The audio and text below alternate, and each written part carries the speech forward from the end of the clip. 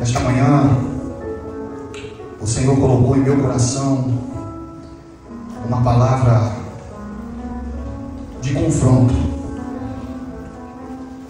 Para mim, nesta manhã é uma palavra de confronto.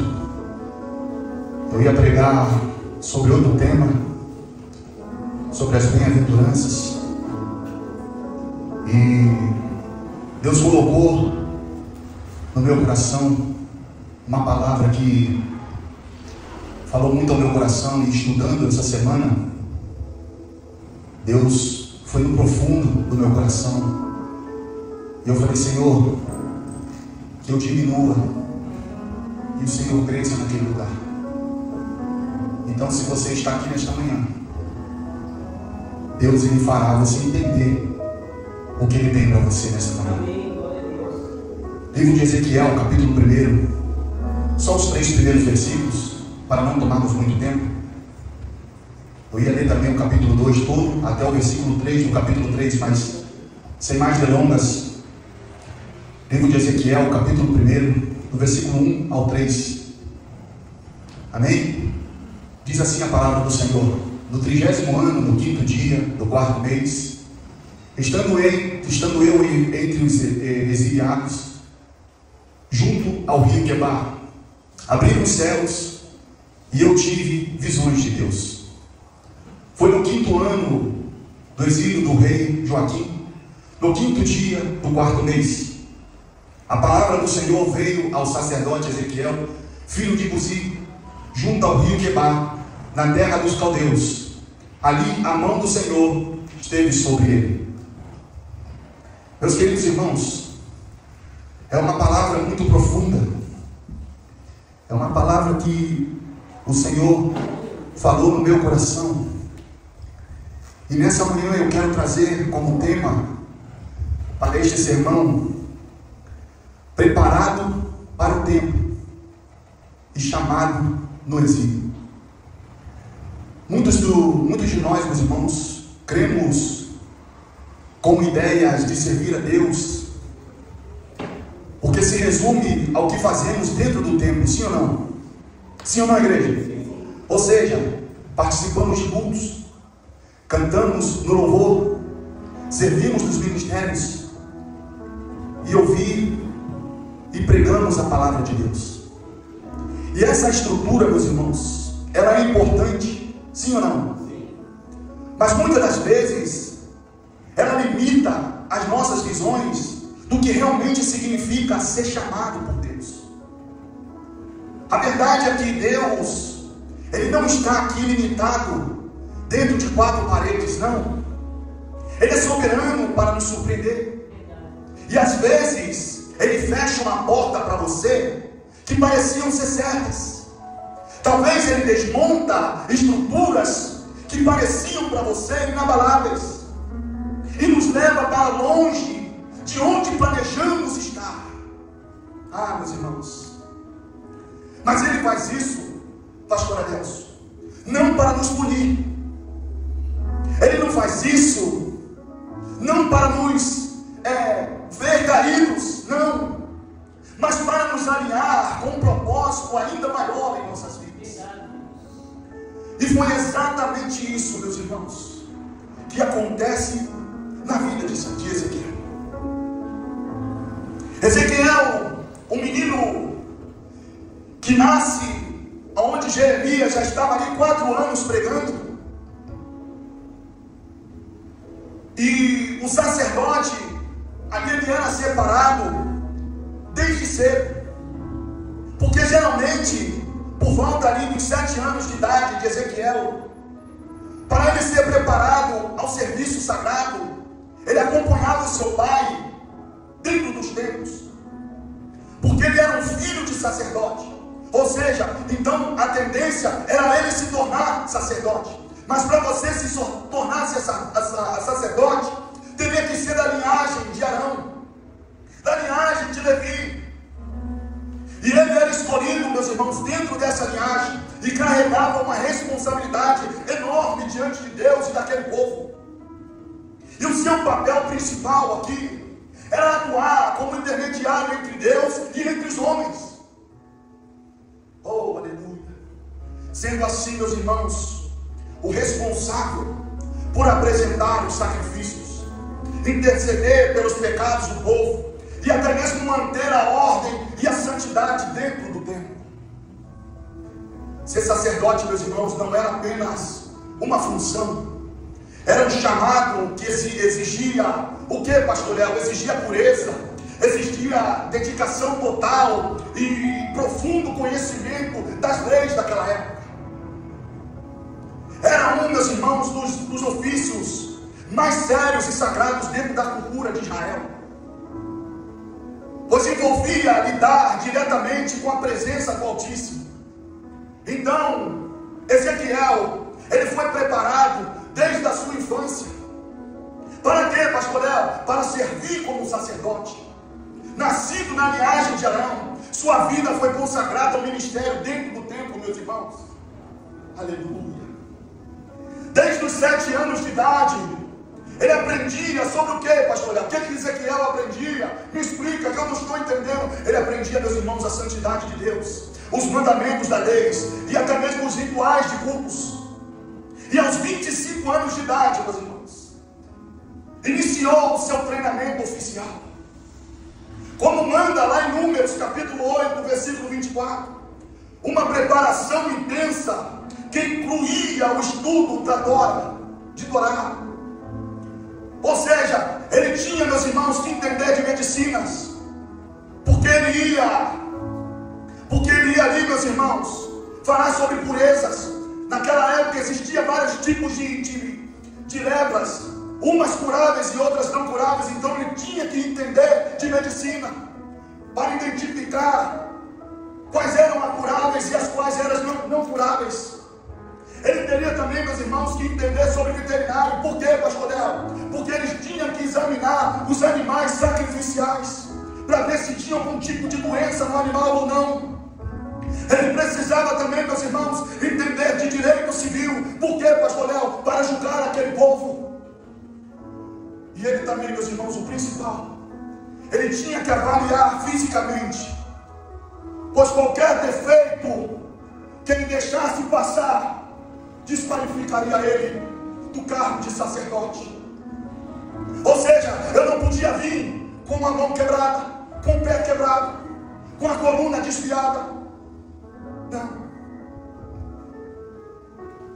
E quando chega, meus irmãos, quando Ezequiel completa 30 anos de idade, Ezequiel está pronto, pastor Adeus, para iniciar o serviço dentro do templo.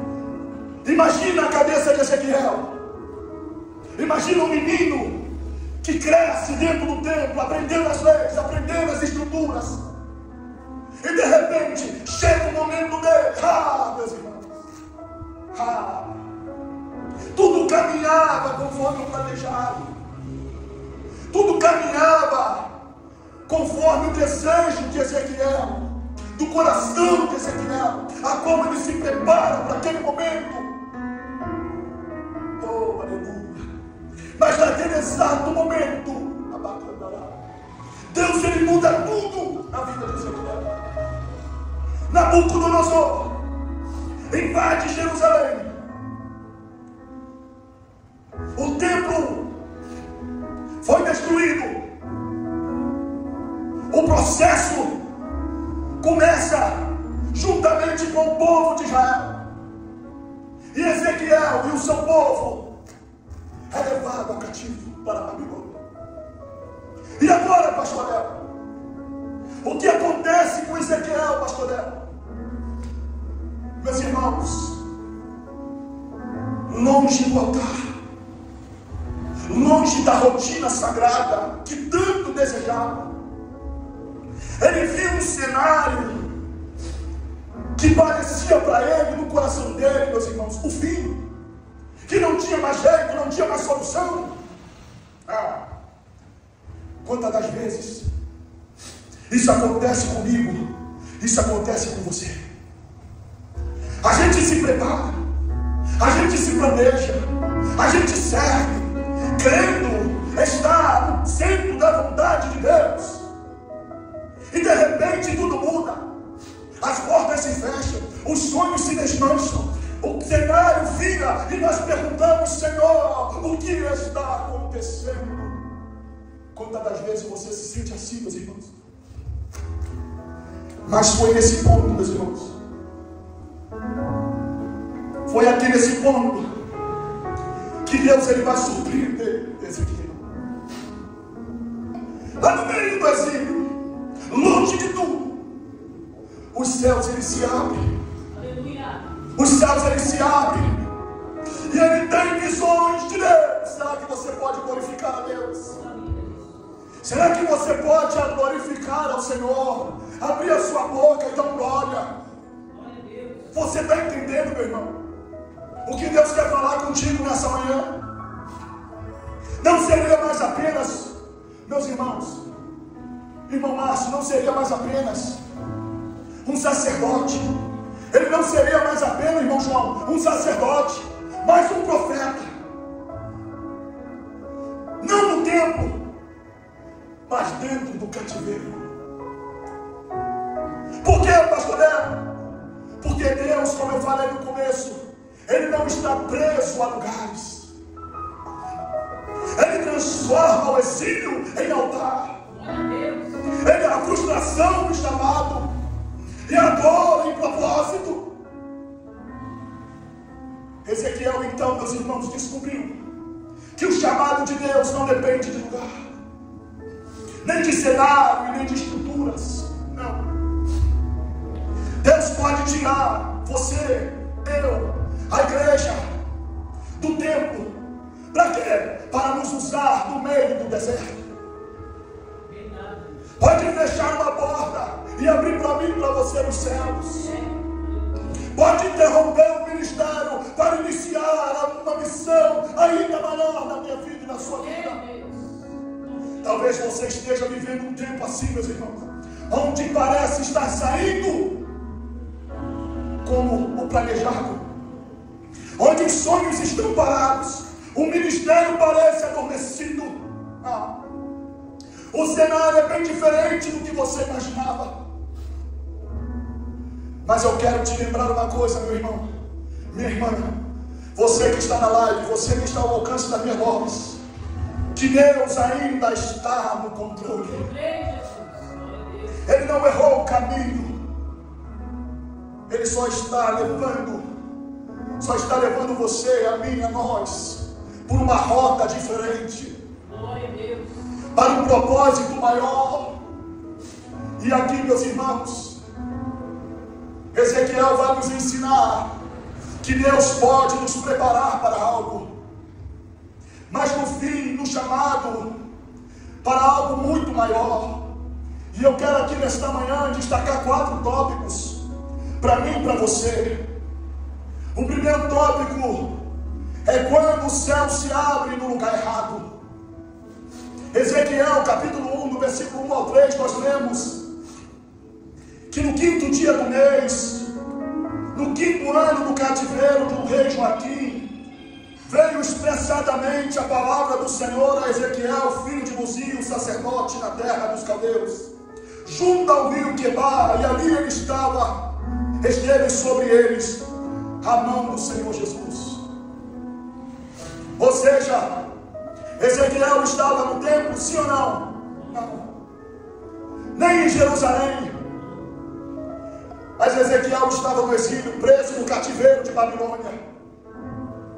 Mas mesmo assim, meus irmãos, Deus, ele quando tem um propósito, ainda que as coisas parecem difíceis, Deus, ele muda a história. Deus, ele muda cativeiro, irmãos. E ele ali, meus irmãos, abre os céus para Ezequiel.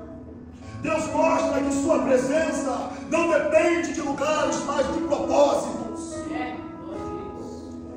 E o que eu aplico isso, pastor Léo, na minha vida?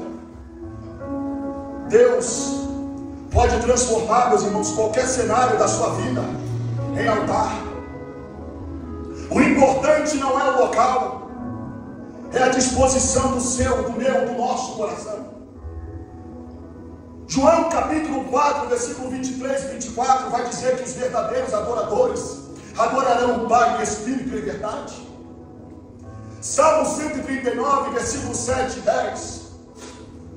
Para onde irei do teu espírito?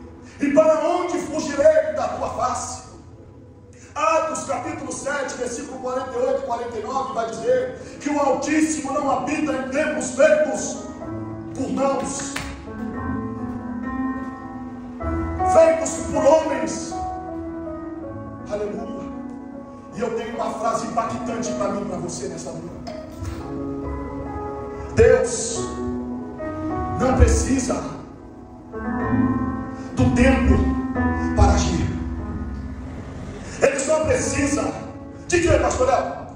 De um coração rendido. Um coração arrependido, aquebrantado. Ele só precisa, meus irmãos, de pessoas disponíveis, de pessoas que desejam viver a glória de Deus. Além de quê, pastor Léo? Além de quatro paredes. Ele não quer habitar aqui, mas Ele quer habitar aqui, ó, dentro de você, e te mostrar que você é obra preciosa dele. Segundo tópico, Deus ele se revela, isso é lindo, no meio da tempestade. Imagine você, lá no livro de Gênesis, quando Deus vê a hipocrisia do povo, a rebeldia do povo, e Deus manda Noé construir a arca. Noé constrói a arca e o povo debocha. Ele chama o povo, mas o povo não vem. E começa a tempestade. 40 dias e 40 noites. E quando acaba a tempestade, o que acontece? Aparece o arco-íris. Ou seja, a aliança de Deus, que nunca mais iria destruir a terra com água. Ele faz um pacto, uma aliança com Noé. Aqui, meus irmãos, é totalmente diferente. O profeta Ezequiel vê o fogo, ele vê o vento, ele vê o trovão, mas no centro da tempestade está a glória de Deus, dizendo que está com ele. Ou seja, o arco-íris aparece no meio da tempestade. E isso nos ensina, meus irmãos, que Deus não vem apenas quando tudo se acalma. Ele está presente no meio dos caos, no meio da tempestade da sua vida. Ainda que você está passando por momentos difíceis, Ele está passando com você no meio dessa tempestade. Mas, pastor Léo, o que eu aplico isso na minha vida? Na tempestade, meus irmãos, pode esconder a glória aos olhos naturais, mas os olhos espirituais, ela revela que Deus está no controle. Salmos 46, versículo 1 e 3. Deus é o nosso refúgio e fortaleza. Jó, capítulo 38, versículo 1, vai dizer que então o Senhor respondeu a Jó de um redemoinho. Romanos, capítulo 8, versículo 28, todas as coisas vão contribuir para quê, meus irmãos? Juntamente para o bem. E uma frase impactante para mim e para você nesta manhã é que Deus não espera o fim da tempestade para aparecer. Ele se revela no meio dela. Ele quer que você creia que Ele é Deus, mesmo quando não há possibilidades. Terceiro tópico, meus irmãos. Deus, primeiro Ele quer que você viva a palavra. Ezequiel capítulo 2, do versículo 8, vai dizer que antes de Ezequiel falar ao povo, ele teve que comer o quê? O que Deus deu para Ezequiel comer? Antes de ele ir falar com o povo, o rolo, meus irmãos. Deus ele manda comer o rolo. Ou seja, antes pregar, ele precisa viver, absorver, internalizar. O que, pastor Léo? A mensagem. Por quê? Porque ele não está mais exercendo a função de sacerdote, mas a função de profeta. Então Deus dá para ele um rolo, para quê? Para que ele coma, entenda. E quando Deus mandar ele falar, ele abrir a boca dele e falar. Quem prega com autoridade, meus irmãos, é quem vive a palavra na prática.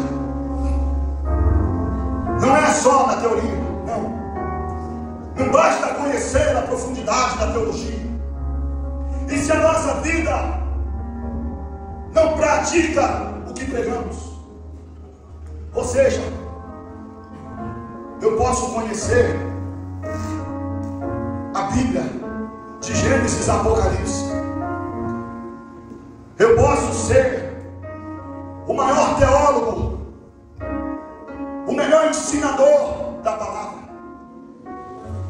mas se em casa eu bato na minha mulher, se em casa eu esculacho os meus filhos, se no trânsito eu mando ir aquele povo lá quando buzina para mim, não, a casa do chapéu,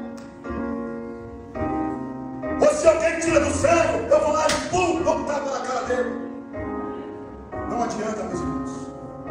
Não adianta eu ter o conhecimento e não viver na prática. Jeremias capítulo 15, versículo 16. Achadas duas palavras, logo a comi. Colossenses 3,16. A palavra do Cristo habite em vós abundantemente. Salmo 119, versículo 11. Essa é linda. Escondi o que, pastor Léo? A palavra de Cristo no meu coração. Aleluia. Uma frase impactante para mim e para você nesta manhã. Que a boca só fala com poder quando o coração já se alimentou da palavra de Deus. Será que no seu coração já se alimentou da palavra de Deus? Para você ensinar, para você explicar, para você pregar. Não adianta a Aninha, não adianta a irmã Nélia entrar lá para dentro com as crianças, se elas ainda não entenderam, se elas ainda não estudaram a palavra que vai passar para aquelas crianças. Você viu aqui no primeiro dia aqui, quando inauguramos esse lugar, ou foi no segundo, eu não me lembro, que elas prepararam as crianças para dizer o versículo. Isso é ensinamento.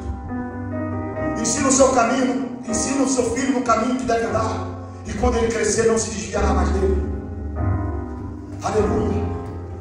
Quarto tópico, meus irmãos. O chamado continua no meio da resistência.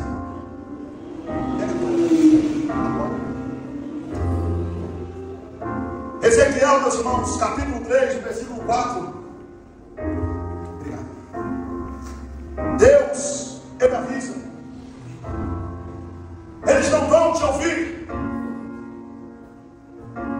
Jeremias, meus irmãos, antes de Nabucodonosor invadir o templo, antes de Nabucodonosor, quando veio na primeira leva e leva Daniel e seus amigos para o exílio da Babilônia, Jeremias ele começa a pregar de uma forma diferente. Ele começa a instruir o povo, a dizer que estava vivendo tempos difíceis, mas o povo chamava Jeremias de maluco, de doido. Por quê? Porque o coração do povo estava em adorar o templo, mas não o Deus que habitava dentro do templo. E aí, meus irmãos, vem a segunda leva. 10.000 homens, incluindo Ezequiel, vai para o meio do exílio. É levado cativo da Babilônia.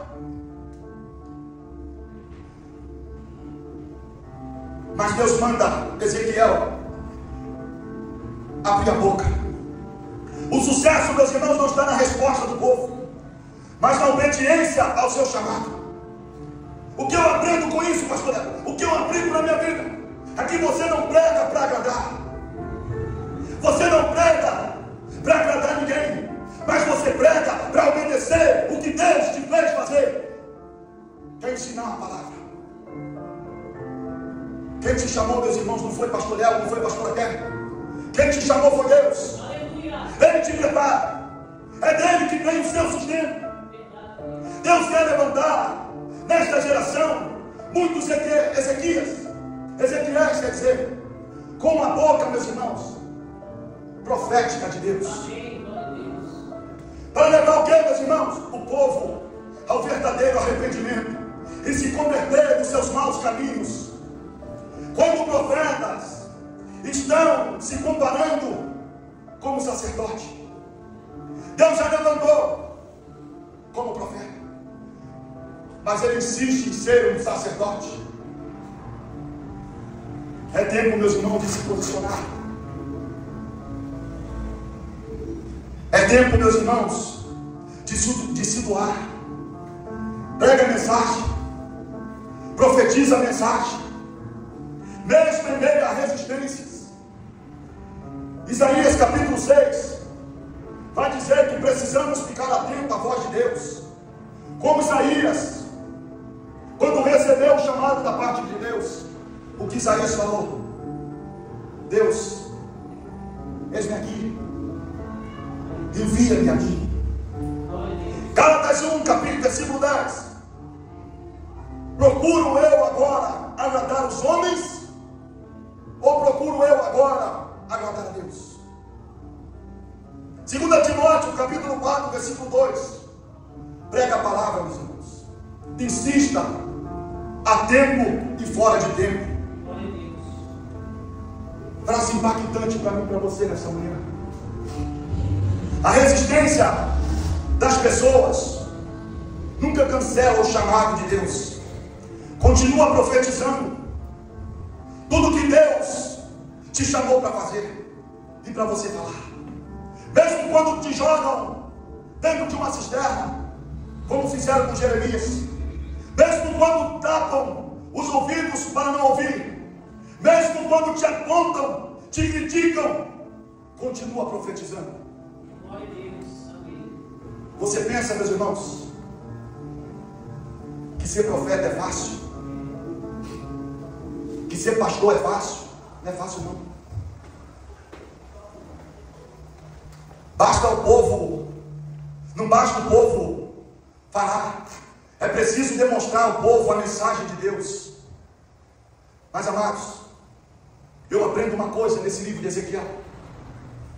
Ele aqui é dividido em 4 partes. Do capítulo 1 ao capítulo 3, nós vemos o chamado de Ezequiel. Sim ou não?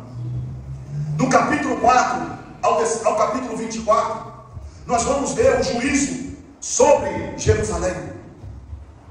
Do capítulo 25 ao capítulo 32, é o juízo sobre as 7 nações pagãs que oprimiam a Jerusalém. Mas, meus amados, agora vem a coisa mais linda, que no capítulo 38, do capítulo 33 até o versículo 48, nós vamos encontrar a restauração de Jerusalém, a restauração de Israel. E não só a restauração de Jerusalém, de Judá, não. A restauração das outras tribos do norte para formar um único povo. E eu gostaria aqui, meus irmãos, de apenas destacar uma dessas cenas de restauração. Acompanha comigo lá no capítulo 37. Põe aí para mim, meu filho, por favor. Capítulo 37 de Ezequiel. Acompanha comigo. A mão do Senhor estava sobre mim, e pelo seu espírito ele me levou para o meio de um vale cheio de ossos.